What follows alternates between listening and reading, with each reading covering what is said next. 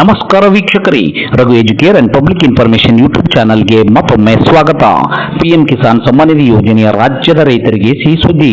PM Kisan Samman Nidhi ಯೋಜನೆಯ 23ನೇ ಕಂತನ್ನು ಪ್ರಧಾನಮಂತ್ರಿ ನರೇಂದ್ರ ಮೋದಿ ಅವರು ಬಿಡುಗಡೆ ಮಾಡಿದ್ದು, ರಾಜ್ಯದ ರೈತರಿಗೆ ಎಷ್ಟು ಹಣ ಬಂದಿದೆ, ಎಷ್ಟು ರೈತರಿಗೆ 23ನೇ ಕಂತಿನ ಹಣ ಜಮಾ ಆಗಿದೆ, ಜಮಾ ಆಗದೇ ಇರುವವರು ಏನು ಮಾಡಬೇಕು ಎಂಬುದರ ಬಗ್ಗೆ ವಿವರವಾದ ಮಾಹಿತಿಯನ್ನು ಈ ವಿಡಿಯೋದಲ್ಲಿ ತಿಳಿಯೋಣ. ಹಾಗಾಗಿ ನೀವು ಸಹ ರೈತರಾಗಿದ್ದರೆ ಅಥವಾ ಅಂತಹ ರೈತರ ಮಕ್ಕಳಾಗಿದ್ದರೆ ಈಗಲೇ ಈ ವಿಡಿಯೋಗೆ ಲೈಕ್ ಮಾಡಿ, ಸ್ಕಿಪ್ ಮಾಡದೆ ವಿಡಿಯೋವನ್ನ ಕೊನೆವರೆಗೂ ನೋಡಿ ಮಾಹಿತಿಯನ್ನ ತಿಳಿದುಕೊಳ್ಳಿ.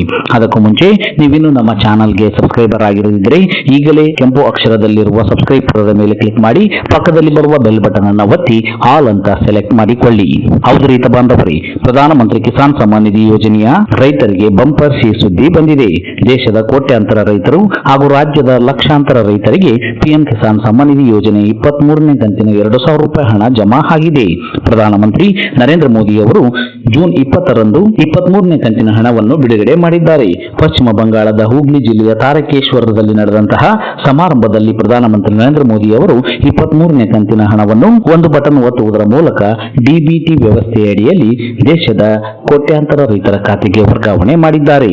ಈ ಮೂಲಕ ಜೂನ್ 20ರಂದು ಮಧ್ಯಾಹ್ನ 4 ಗಂಟೆಯ ನಂತರ 23ನೇ ಕಂತಿನ ಹಣ ಬಿಡುಗಡೆ ಪ್ರಾರಂಭವಾಗಿದೆ. ಇದರೊಂದಿಗೆ ಬಹಳ ದಿನಗಳಿಂದ ಕಾಯುತ್ತಿದ್ದಂತಹ ರೈತರಿಗೆ ಇದೊಂದು ಸಿಹಿ ಸುದ್ದಿ ಅಂತಲೇ ಹೇಳಬಹುದು.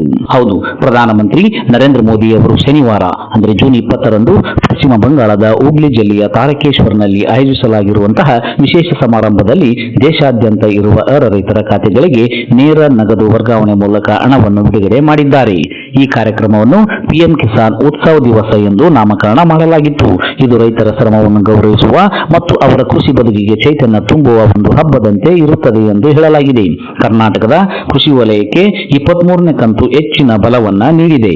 ರಾಜ್ಯದ ಒಟ್ಟು 41,54,160 ಫಲಾನುಭವಿ ರೈತರಿಗೆ ಈ ಬಾರಿ ಒಟ್ಟಾರೆ 830.832 ಕೋಟಿಗಳ ಮೊತ್ತ ನೇರವಾಗಿ ಬ್ಯಾಂಕ್ ಖಾತೆಗಳಿಗೆ ಜಮೆಯಾಗಿದೆ. ಹೀಗಾಗಿ ಈ ಹಣ ರೈತರ ಖಾತೆಗೆ ಜಮಾ ಆಗಿರುವುದರಿಂದ ಕೃಷಿ ಚಟುವಟಿಕೆಗೆ ಗರಿಗೆದರಿರುವ ಈ ಸಂದರ್ಭದಲ್ಲಿ ಕೇಂದ್ರ ಸರ್ಕಾರದ ಈ ನೇರ ನಗದು ವರ್ಗಾವಣೆ ಪ್ರಕ್ರಿಯೆಯು ರೈತರಿಗೆ ರಸಗೊಬ್ಬರ, ಬಿತ್ತನೆ ಬೀಜ ಮತ್ತು ಕೃಷಿ ಉಪಕರಣಗಳ ಖರೀದಿಗೆ ಸಮಯೋಚಿತ ಆಸರೆಯಾಗಲಿದೆ ಎಂದು ಹೇಳಲಾಗುತ್ತಿದೆ. ಒಟ್ಟಿನಲ್ಲಿ ರಾಜ್ಯದ 41 ಲಕ್ಷಕ್ಕೂ ಹೆಚ್ಚು ರೈತರು ಈ ಯೋಜನೆಯಡಿಯಲ್ಲಿ ಲಾಭವನ್ನ ಪಡೆದುಕೊಂಡಿರುತ್ತಾರೆ.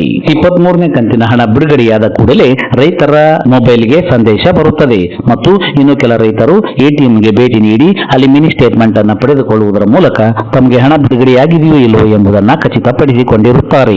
ಇನ್ನು ಕೆಲವರಿಗೆ ಹಣ ಬಂದಿರುವುದಿಲ್ಲ, ಅವರು ಆತಂಕ ಪಡುವ ಅವಶ್ಯಕತೆ ಇಲ್ಲ. ಕೆಲ ದಿನಗಳ ನಂತರ ಅವರಿಗೂ ಸಹ 23ನೇ ಕಂತಿನ ಹಣ ಬರಲಿದೆ. ಅದಕ್ಕಾಗಿ ನೀವು ನಿಮ್ಮ ಬೆನಿಫಿಷರಿ ಸ್ಟೇಟಸ್ ಅನ್ನ ಚೆಕ್ ಮಾಡಿಕೊಳ್ಳಿ. ಅಲ್ಲಿ ನಿಮ್ಮ KYC ಆಗಿದೆಯೋ ಇಲ್ಲವೋ, ಅಥವಾ ನಿಮ್ಮ ಬ್ಯಾಂಕ್ ಖಾತೆಗೆ ಆಧಾರ್ ಲಿಂಕ್ ಆಗಿದೆಯೋ ಇಲ್ಲವೋ, ಅಥವಾ ನಿಮ್ಮ ಭೂಮಿಯ ದಾಖಲೆಗಳ ಸತ್ಯಾಪನೆ ಆಗಿದೆಯೋ ಇಲ್ಲವೋ ಎಂಬುದನ್ನು ಪರಿಶೀಲಿಸಿಕೊಳ್ಳಿ. ಇವುಗಳಲ್ಲಿ ಯಾವುದಾದರೂ ಒಂದರಲ್ಲಿ ಲೋಪ ಇದ್ದರೆ ನಿಮಗೆ ಹಣ ಬಿಡುಗಡೆಯಾಗಿರುವುದಿಲ್ಲ. ಆಗ ನೀವು ತಕ್ಷಣ ರೈತ ಸಂಪರ್ಕ ಕೇಂದ್ರಕ್ಕೆ ಭೇಟಿ ನೀಡುವುದರ ಮೂಲಕ ಅಲ್ಲಿ ಅದನ್ನು ಸರಿಪಡಿಸಿಕೊಂಡಲ್ಲಿ ನಿಮಗೂ ಸಹ ಯಾವುದೇ ತೊಂದರೆ ಇಲ್ಲದೆ 23ನೇ ಕಂತಿನ 2,000 ರೂಪಾಯಿ ಹಣ ನಿಮ್ಮ ಖಾತೆಗೆ ಬಂದು ತಲುಪಲಿದೆ. ಇದಿಷ್ಟು ಇವತ್ತಿನ ಪ್ರಮುಖ ಮಾಹಿತಿಯಾಗಿದ್ದು, ಆದಷ್ಟು ಈ ಮಾಹಿತಿಯನ್ನ ಎಲ್ಲಾ ರೈತ ಬಾಂಧವರಿಗೂ ತಲುಪುವವರೆಗೂ ಫೇಸ್ಬುಕ್ ಮತ್ತು ವಾಟ್ಸ್ಆಪ್ ಗ್ರೂಪ್ಗಳ ಮೂಲಕ ಮರೆಯದೆ ಶೇರ್ ಮಾಡಿ. ಈ ವಿಡಿಯೋವನ್ನ ಕೊನೆವರೆಗೂ ನೋಡಿದ್ದಕ್ಕೆ ಧನ್ಯವಾದಗಳು. Thanks for watching this video. Please subscribe for more videos. If you like this video, click the like buttons and give your comments.